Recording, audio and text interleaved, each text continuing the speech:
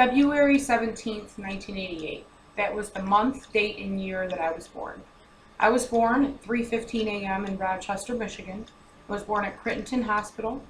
And little did I know that besides my birth in that month, there were so many other things that took place that month and that year. Did you know that Rihanna was born on February 20th, 1988? Little did I know that Rihanna was so close in age to me.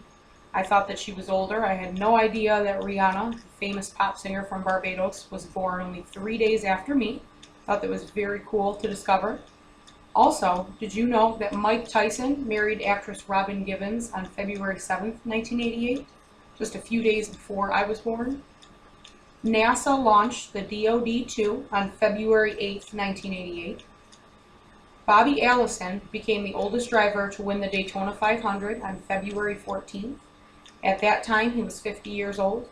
I think that's kind of cool that he was only 50, but he was deemed the oldest person to win the Daytona 500. I would imagine it would have been somebody older than 50, but who knows, later on down the line, maybe we've had somebody older than that win. On February 15th, the U.S. performed a nuclear test at their Nevada testing site. On February 17th, which was my birth date, Lebanese terrorists kidnapped a UN truce observer, and his name was Lieutenant Colonel William Higgins. They kidnapped him, and later on it turns out that he was killed. That was a very significant event that happened in the month of February 1988. It just so happened to be on my birthday. Of course, my birthday, February 17th, very, very exciting day. On February 20th, 500 people died in heavy rains in Rio de Janeiro, Brazil. Thought that was kind of scary. 500 people were killed just from a rainstorm, which was kind of creepy there, but that was a pretty big event as well. Also, on February 21st, televangelist Jimmy Swaggart confesses his sins to the entire congregation. Apparently, Jimmy Swaggart, after I studied into this a little deeper, because I was kind of curious as to what sins he committed, he had been fooling around with prostitutes, and he apparently confessed the sins on national TV. It was a ploy that he created to get more sympathy and more viewers. It was pretty much a giant scheme that he conjured up to make sure that he could get more people to watch. So it was all planned from the get-go, big thing that happened. South Korea adopts a constitution on February 25th. They finally had their own constitution made, so that's cool.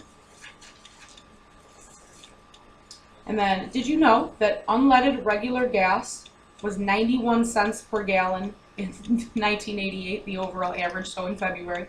91 cents a gallon. Do you know what I would give to only have to pay 91 cents for a gallon of gas nowadays?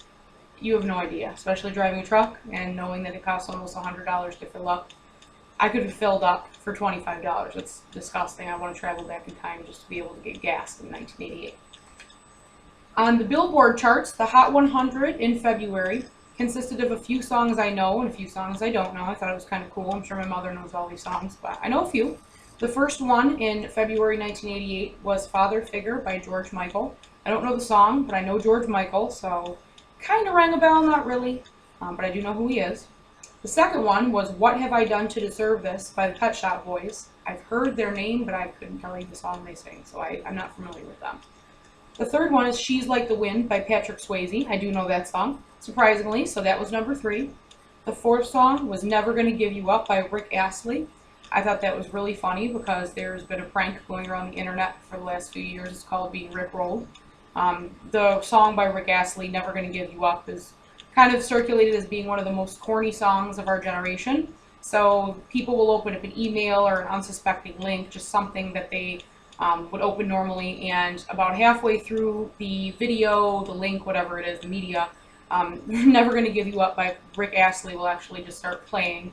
It's kind of a prank, and it's called being Rickrolled. I've gotten Rickrolled like 20 times. I've done it to people. I've never really knew the significance of the song. I didn't know it was a big song. I just thought it was a stupid song. So now I know that it was very popular in 1988. That made me laugh a little bit when I saw that one.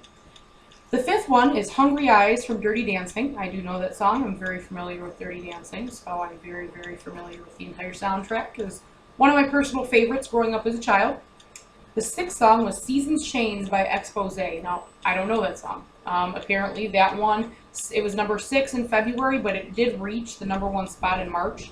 So So apparently a lot of people liked that song, however, I've never heard of it before. I don't know what it is. Number 7 was Say You Will by Foreigner. My mom really likes Foreigner. I don't, not so much. But yep, Say You Will was number 7 on the chart, so I'm sure she was very excited about that at that time.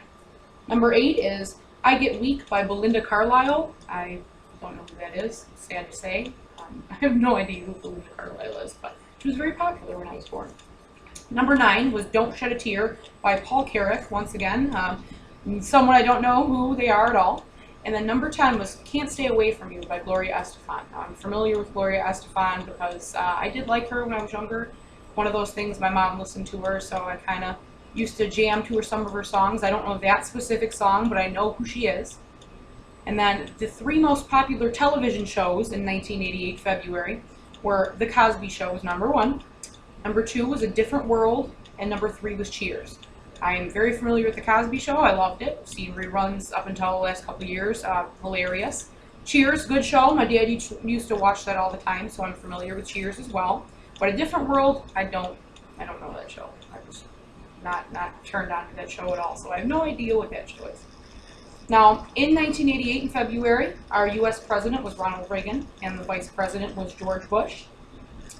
Also, there was a significant event where a guy named Jerry Falwell attempted to win $200,000 from Hustler magazine over a cartoon. The U.S. Supreme Court actually overturned a lower court's judgment in regards to free speech, so that was a pretty significant thing, dealing with court cases, our right to free speech in the U.S. Constitution.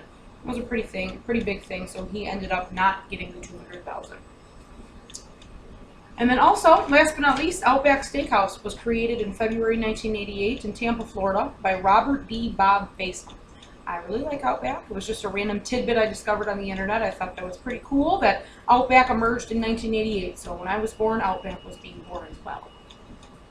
Now, as you can see, I was born in one of a very exciting month in 1988. There was a lot that happened, many national events, many fun facts, and the songs and the TV shows that were out, it's kind of funny for me because I'm familiar with a lot of them. It's hard to remember them. I'm 25 now, and I still know some shows and songs that were out back when I was conceived. So it's a pretty cool thing. I thought I was a little older, but apparently I'm not that old because I remember a lot of things from my childhood when I was a baby. So I recommend that if you guys get a chance, look up your birthday, the month and the year. You'll probably be surprised at all the cool stuff that you'll find online. And some of them you may know, some you may not, but it's always something fun to try when you're bored. I know I discovered a lot. Give it a try. Thank you.